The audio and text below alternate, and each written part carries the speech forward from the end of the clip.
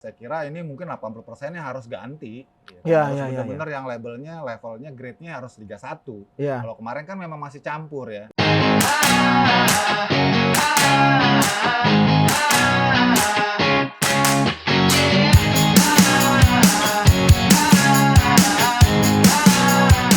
Nah, kita lanjut lagi ke pembahasan berikutnya soal menariknya tim-tim yang promosi nih Bang. Dari Liga 2, ini bakal memanaskan suasana. Rans sudah pasti, Persis Solo sudah pasti. Ini kita bicara juga mungkin Martapura Dewa United juga kayak kemungkinan ya selain PSIM juga gitu. Nah ini sebenarnya keempat tim ini adalah bisa memberikan warna baru dengan sejarahnya tersendiri ya, sejarahnya sendiri-sendiri ya. Kita tahu Persis PSIM memang sebenarnya punya sejarah panjang gitu. Salah satu pendiri PSSI gitu, dua klub pendiri PSSI. Kemudian ada klub yang baru banget pindah nama gitu ya, baru lahir lah dalam tanda kutip pindah nama lah.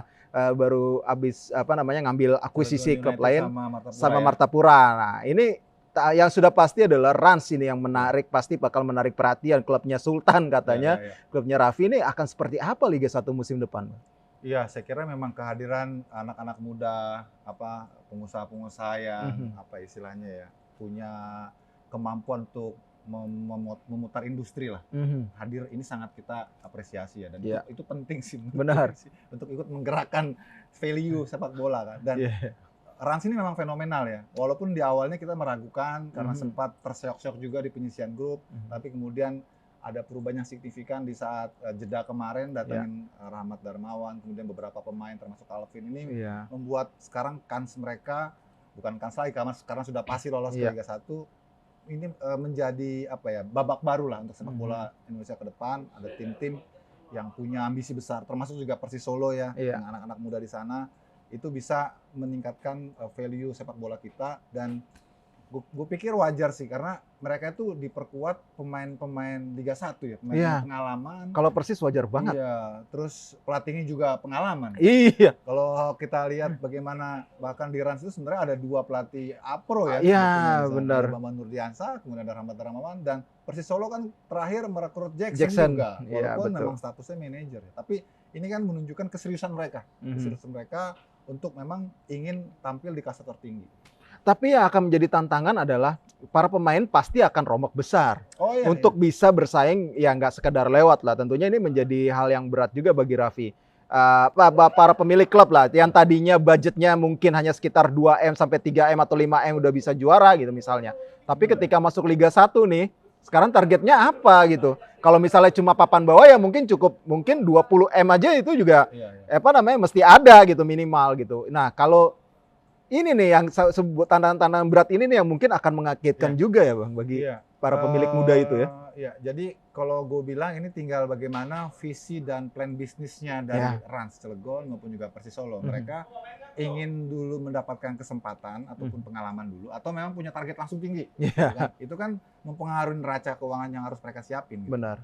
Kalau gue lihat sih sebenarnya nggak ada masalah kalau soal itu, tinggal mereka harus pandai nih di bursa transfer nih. Kalau mereka punya target yang besar, harus jeli gitu. Istilahnya kalau di Eropa itu kan ada sport director ya, yang ikut menentukan siapa pemain-pemain yang akan direkrut. Betul. Terus kemudian targetnya apa, programnya bagaimana untuk mencapai target tersebut. Itu sih yang penting. Nah, selain itu juga Rans ini kan ya beda sama Persis Solo lah, basis masanya, basis supporternya sudah besar, terbentuk gitu. Nah, tantangan dari Rans ini juga adalah soal supporter nih Bang. Belum lagi ada kabar bahwa mereka ingin memindahkan base camp lah bisa dibilang dari Cilegon ke PIK lah. Jakarta Utara. Jadi mereka membangun sebuah training center yang besar yang sekaligus jadi bisnisnya juga katanya ya semua Rans dari basket, sepak bola, futsal mungkin nanti ada. Nah, jadi dikumpul di situ semua. Nah, ini juga menjadi tantangan membangun basis supporter. Kalau Jakarta kan sudah ada Persitara lah gitu misalnya. Persija apalagi ini udah nggak bisa diganggu gugat gitu ibaratnya sekarang. Ya Persijabar juga ada sendiri, PSG sudah ada sendiri. Nah, ini Rans tiba-tiba muncul gimana gitu? Untuk membangun basis supporter ini PR juga bagi mereka kan sebenarnya. Kalau gue lihat gini sih, Rans ini berbeda. Dia segmentasinya milenial banget. Itu berangkat dari fanbase-nya Raffi. Dan Rans Entertainment. Dia kan ini seperti mesin ya yang bisa mengerek semua komponen di bawahnya gitu. Dan dari apa namanya istilahnya figurnya Raffi ini, dan sekarang kalau gue lihat tuh sudah banyak simpatisan loh. Banyak supporter milenial yang support karena dia suka sama figurnya. Dan dia sudah, dan bukan cuma bola kan, di basket kan dia juga sudah ada kan. Betul. Nah tinggal bagaimana strategi bisnisnya nih untuk membuat fanbase yang fanatik dengan brand yang namanya Rans tadi. Gitu. Mungkin nanti namanya Rans Peak kali ya. Atau Rans Jakarta. Kayaknya cukup Rans FC, kayaknya mau dibikin Rans FC doang deh kayaknya sama dia. Karena kalau dia harus compete sama Persija nggak mungkin. Nggak mungkin, iya. Kalau mungkin sama Persitara, ya Persitara kan nggak ada. Udah lagi, iya di Liga 3, iya. Ini dia boleh dibilang klub alternatif untuk anak-anak muda di Jakarta. Wah, iya. Ini yang gue pikir akan digarap secara serius sama Rans. Dan pasti mereka secara dunia mayanya juga digital marketingnya lebih besar ya dibandingkan Persija mungkin ya. Betul. Dan bukan nggak mungkin supaya mendapatkan ataupun menumbuhkan lagi banyak fanbase baru, dia akan datengin pemain-pemain yang mungkin diidolakan oleh anak milenial itu. Iya. Nggak terus kemungkinan Luis. Iya benar. Mitra Kukar aja yang di Kalimantan bisa tuh datengin pemain-pemain. Iya. Si Soko gitu iya, kan. Marcus Ben iya. Apalagi Raffi gitu kan. Benar. Dan pasti patokan utamanya dia adalah mencari pemain-pemain yang good looking juga salah satunya ya untuk jualan juga. Biasanya untuk itu. Konten. Untuk konten. Tapi emang gue menarik komennya Hamka ya, maksudnya kemarin tuh ibaratnya mereka bisa membuktikan dari yang gue cuma dibilang kata YouTuber lah, gue pemain udah habis lah tua, terus ini tim konten kata dia gitu, tapi akhirnya bisa membuktikan gitu, akhirnya dia plong lah, walaupun musim depan katanya sih ya dia 80% pensiun lah bang. Emang kayaknya Hamka udah saatnya pensiun ya? Iyalah. Kalau memang Liga 1 ditargetnya untuk industri dan juga prestasi saya kira ini mungkin 80%-nya harus ganti. Iya. Benar-benar yang levelnya grade-nya harus Liga 1.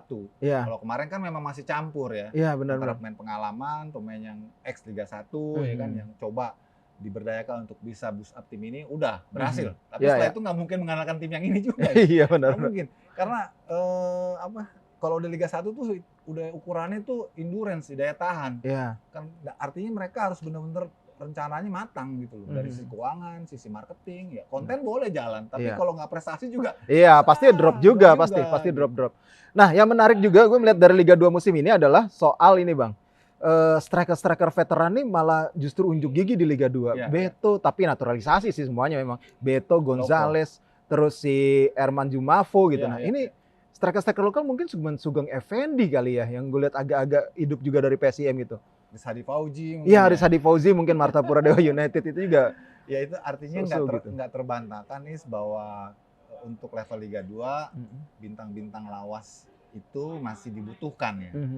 Artinya faktor pengalaman, kemudian jam terbang, leadership gitu kan, senioritas. Kadang-kadang tuh untuk bisa mengerek tim Liga 2 buat boost up itu perlu juga, dan mereka buktiin loh. Mereka sekarang termasuk terutama si Gonzales kan udah di nomor 2 ya. Yang nomor 1 Beto kan. Itu kan golnya kan produktif sekali. Iya benar. Jadi ini membentuk sebuah tren besok-besok Liga 2 kalau pengen sukses seperti yang ini. Sepertinya pemain-pemain veteran itu yang memang udah teruji pengalaman dan jam terbangnya di Liga 1 perlu juga diberdayakan gitu. Oh, iya. Pesannya seperti itu. Benar. Emang gue juga pernah ngobrol sama salah satu pelatih di babak 8 besar ya, kata dia tuh kalau di Liga 2 itu ukurannya memang kita cuma butuh 3 pemain pengalaman aja dulu. Yang penting 3 pemain pengalaman yang memang bagus kualitasnya udah cukup ngangkat tim. Kalau di Liga 1 kan butuhnya 4 pemain asing yang oke itu bisa ngangkat tim. Nah, kalau di Liga 2 ya udah 3 pemain belakang, tengah, depan. Kalau udah berpengalaman dan punya kualitas udah tenang kita bisa berbicara lah. Kualitas super lah. Iya, kualitas super ya walaupun usia just number kan. Iya, benar. Ternyata mereka buktiin. Dan itu soalnya persaingan di Liga 2 itu akan terasa timpang begitu tadi saya dikatakan oleh Rais, begitu tim-tim tertentu mengambil pemain-pemain yang kualitas super itu tadi. Iya, benar. Yang bisa mengerek ini gerbongnya bisa sampai ke level tinggi gitu. Iya, benar-benar ngaruh sih emang. Oke, menarik banget, kita tunggu aja nanti gimana kiprah ketiga tim promosi ya, yang baru dari Liga 2 dan ya terancam tanpa tim Sumatera ya. Persiraja juga. Iya, Persiraja lagi sulit walaupun mereka konon akan menyuci pemain semua ya. Iya, akan cuci gudang lah. Pemain baru, tapi kita lihat dengan sisa waktu yang ada apakah mereka bisa naik. kita akan lihat aja nanti. Oke, itu dia tadi pembahasan gue dengan Bung Yuke terkait dengan Timnas Indonesia, tadi juga terkait dengan Liga 2. Ya, sampai ketemu lagi. Gua Rasatna dan juga Bung Yuke. Mohon maaf apabila ada kata-kata yang salah dan pamit.